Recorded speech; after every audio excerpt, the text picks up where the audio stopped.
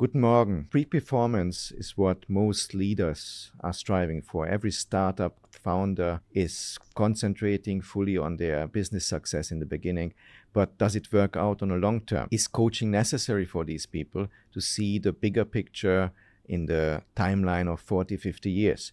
We have somebody on our show today who is very, very qualified to answer all these questions. She was in the VC scene, having her own startup, handling hundreds of millions, and landed now in a certified coaching space where she is one of the go-to coaches in Asia for startups, for leaders, for managers of huge companies. So we will get answers from her what these people are lacking, what their strengths are, and how the health is playing a role on a long term. Looking very much forward to it. And now, get into the podcast. Welcome to the Pura Vida podcast. My name is Dr. Gabriel Salgo, and I'm your host. Thank you very much for coming, Becky Cox. Yeah, thanks.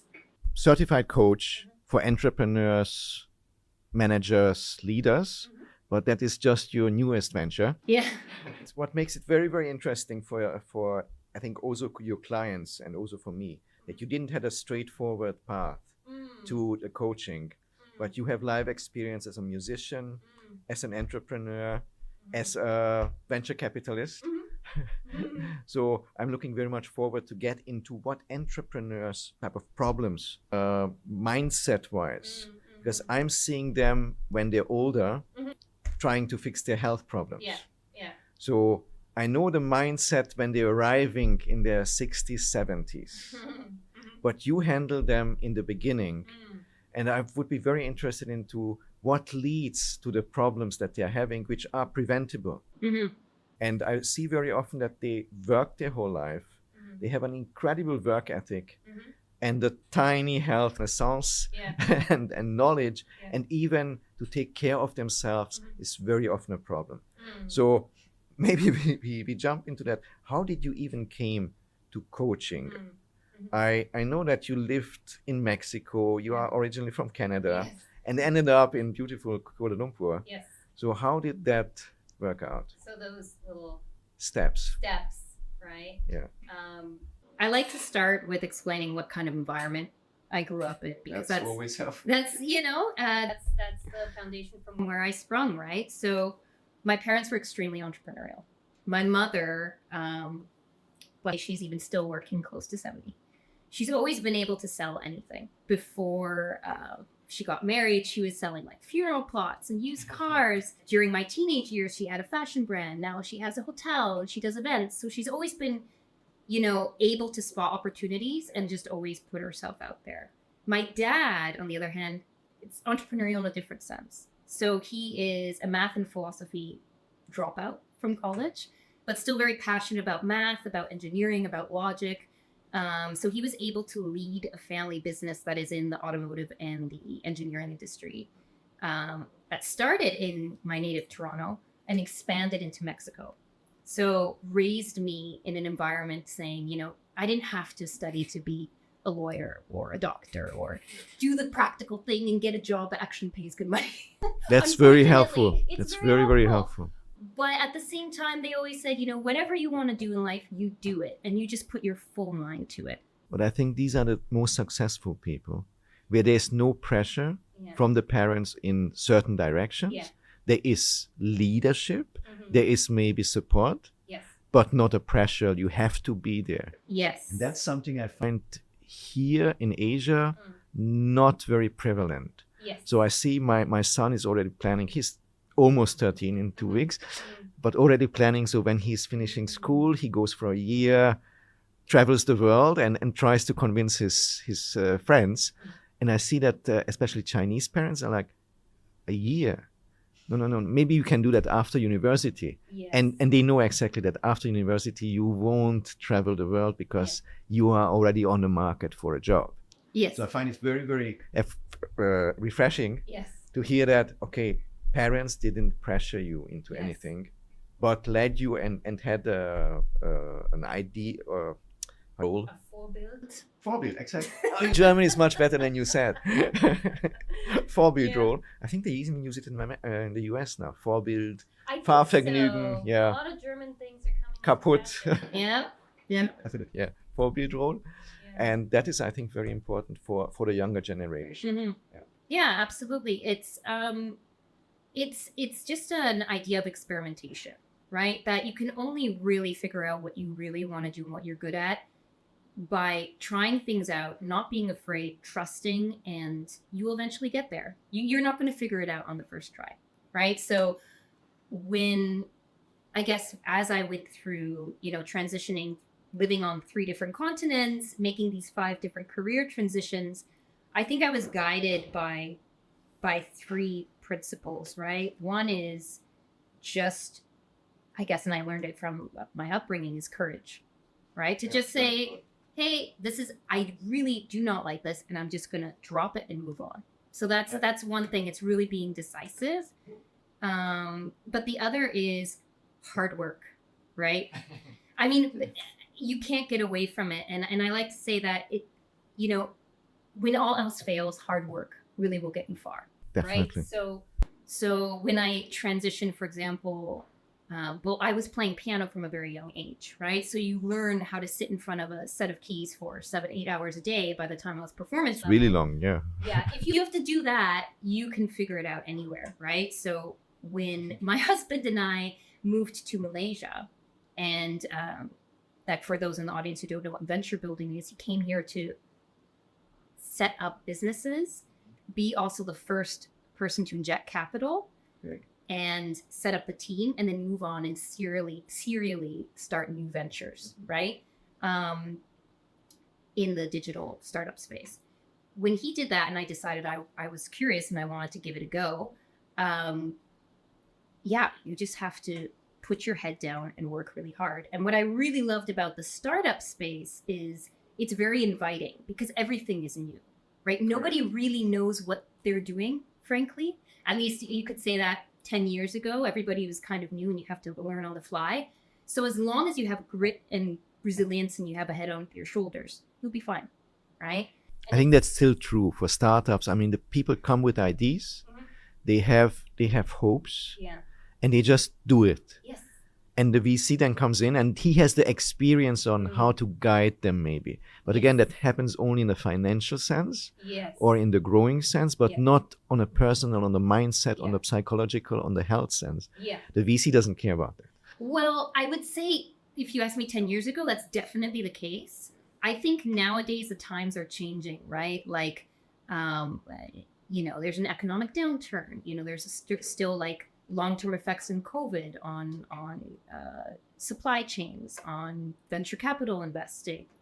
And so they're changing their focus a little bit from really growing fast and expensive and dominating a market really fast and pushing founders to do that to, okay, how can you be profitable early on? How can you control costs? How can you start building longer term strategies, really building up the team and the resilience. Right? But that comes from the startup founders? Or does it come from somebody who is already grooming them? VCs nowadays are starting to do that. So there's a lot of funds in Europe and in the US that even dedicate, I think it's 1% of all the capital that they invest to helping them with coaches, mental health. It's very new. Yeah, it's very new. I don't think they've done it out here just yet. Never heard of it. Yeah. Even in Europe, I haven't heard of the concept of, okay, let's dedicate them, let's coach them, let's invest into the person. Yes.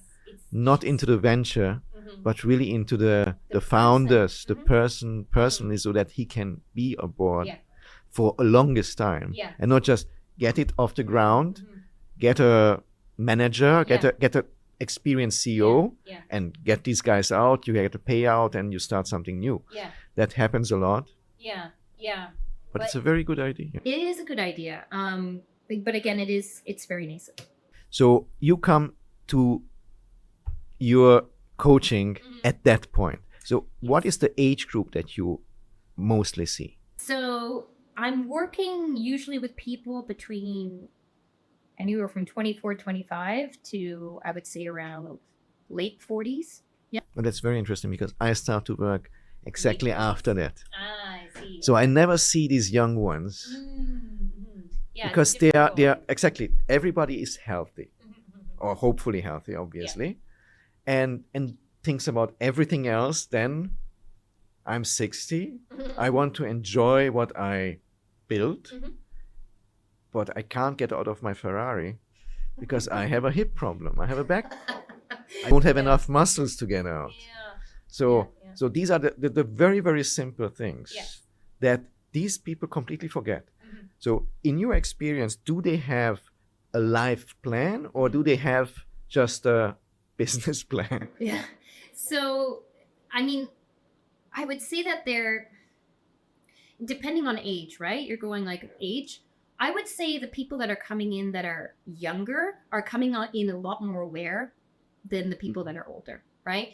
It's actually really surprising that people in their younger, their 20s are actually approaching me for coaching, right? It's something that, the older folks would only think of in their late 30s or 40s, right? So I think they're generally more conscious. However, there is still this predisposition and this, I would say, maybe almost inappropriate levels of energy that 20-year-old has that needs to be directed somewhere, and they can't help it. They just go overboard with work. That definitely happens. Yeah. And do they come on their own or are they guided or recommended by somebody? They are usually coming, in my experience, of their own accord.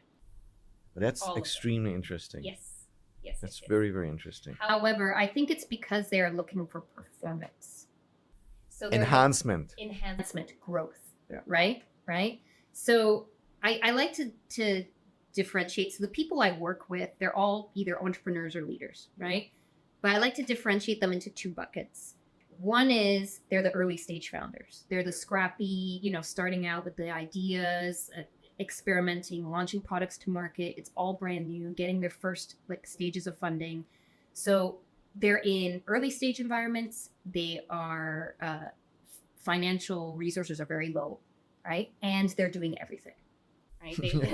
They're doing a bit of everything. They don't have the team, and they don't have the experience to do absolutely all those roles. So they're in an environment of so many unknowns, right?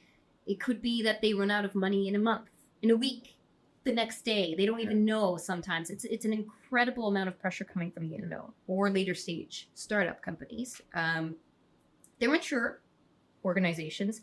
Doesn't mean that they're necessarily financially stable, but they are. There's a bit more stability, and they have a little bit more of a focused role, right? They have a specific expertise, right? So their stresses are different. They're looking at company politics.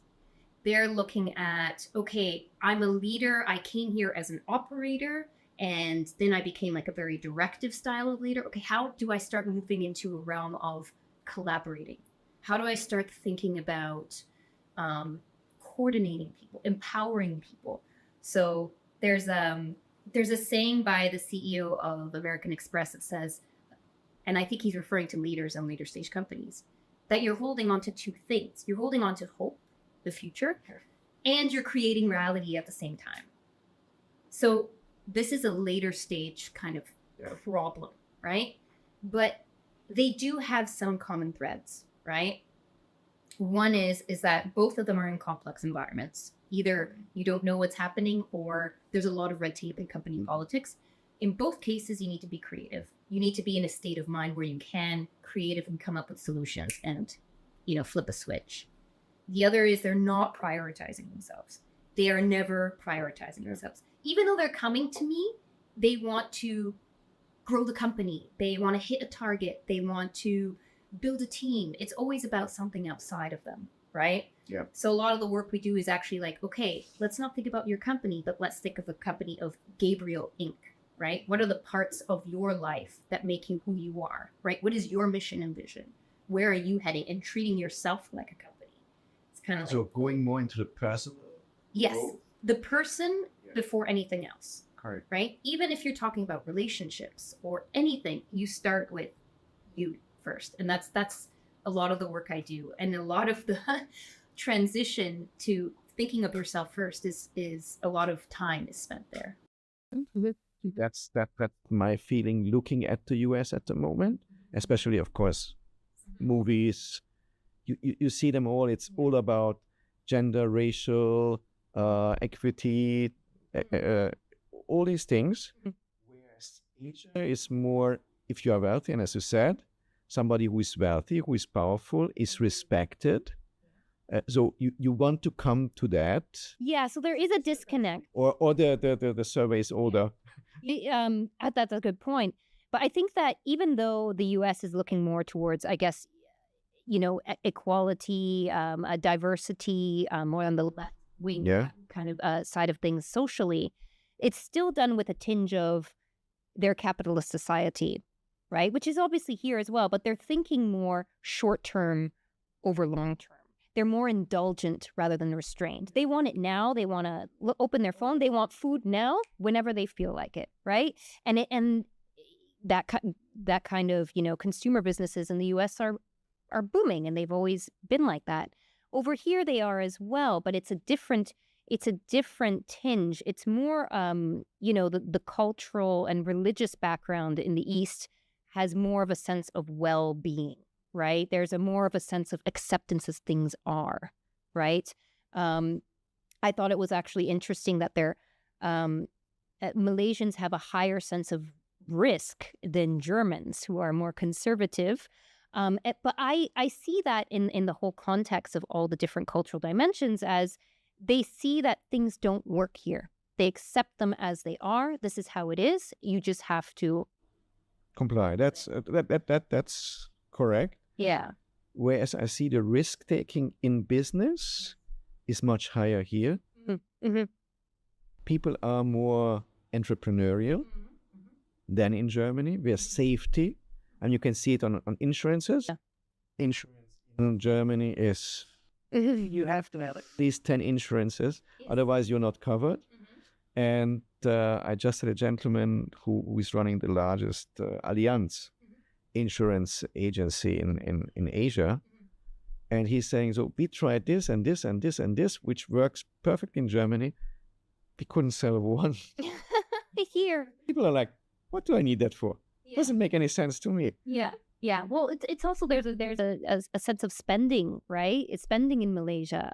Consumers are extremely nitpicky, right, where they spend their money, right? That plays a role also, I think, again, in healthcare, in their mindset of approaching, how do I build my business? Without the really foresight of the 50, 60, 70 years, where finally I think that the German entrepreneur is looking into that.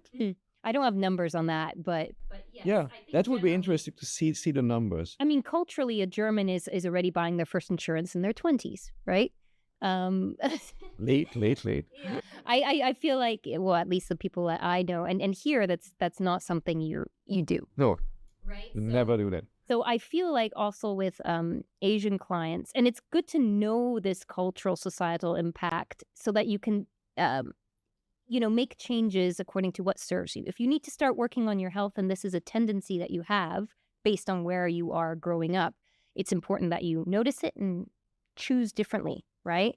So in Asia, they might even, because of the collectivist mindset, say, oh, I don't want to disturb the peace. I don't want to make a fuss about my health. I'll just kind of keep quiet about it and I'll deal with it later on my own when it's already a problem. Very human thing to do.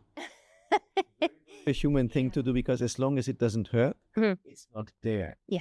And there the mindset is changing, and their COVID was at least in one aspect positive, because people realized my health is important. Yes.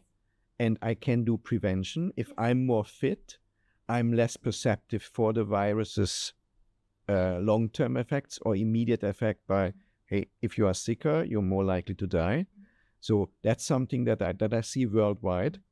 Where I see differences is the responsibility in Germany or in Europe altogether, because of the insurances. People are very concerned about who is paying. So German would come to the doctor and is my insurance paying for that? I have never heard this question in Malaysia. Yeah. Nobody ever asked me the question, so is my insurance paying for it? although the level of patients I'm having, it doesn't have any money issues neither in Germany nor here. So they can both afford without insurance. But it's still, is the insurance paying? Because I already invested in the insurance. So insurance should pay for it. If it's not, maybe it's okay. I can skip it. No, then I don't know if that money is worth it. Yeah. Because I'm still not feeling bad. Yeah. Yeah. And I think that's actually a core problem, right? Is that we associate pain with being bad and that comfort is good. Correct. So as long as we are comfortable and we have everything we need, then we don't even have to think about it. Yes. Right?